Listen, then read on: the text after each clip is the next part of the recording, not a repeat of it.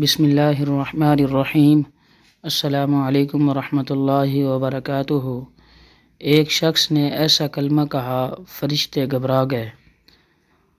یہ ایک ایسی دعا ہے جو ثواب کے اعتبار سے اتنی زیادہ ہے، اتنی عظمتوں والی ہے کہ فرشتے اس کے ثواب لکھنے سے عاجز ہوتے ہیں۔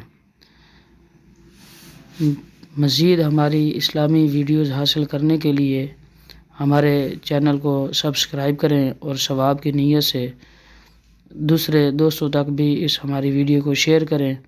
جتنے حضرات اس کو پر عمل کریں گے، اس کو پڑھیں گے، تو اس میں آپ حضرات برابر کے شریک ہوں گے۔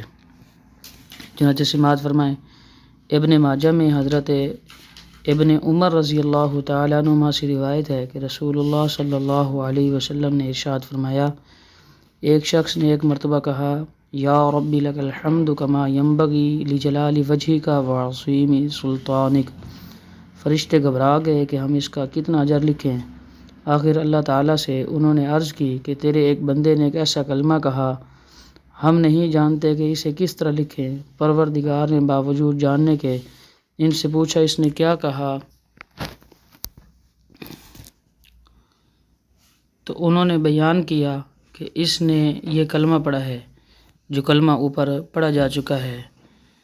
فرمایا، تم یوں ہی اسے لکھو، میں آپ اسے اپنی ملاقات کے وقت اس کا اجر دوں گا۔ یہ اتنی فضیلت والی دعا ہے۔ اللہ ہم سب کو پڑھنے کی توفیق عطا فرمائے۔